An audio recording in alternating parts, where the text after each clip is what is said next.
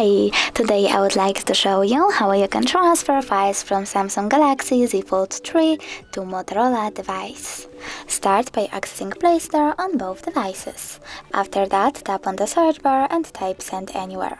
Then download this free app from this developer and click on Open. Now select I accept, click on Confirm, choose Continue and finally Allow. After that, go with Receive on Motorola and Send on Samsung. Now you need to tap on all of those dots and choose Send in order to send all of your data.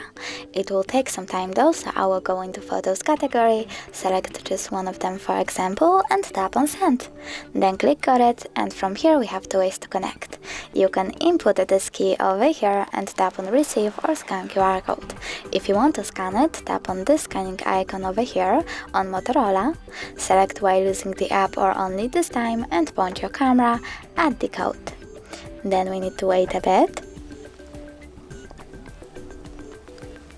And as you can see, my photo was successfully transferred.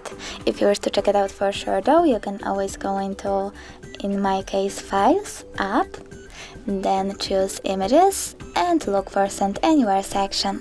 Thanks so much for watching. If you enjoyed this video, leave a like, comment and definitely subscribe.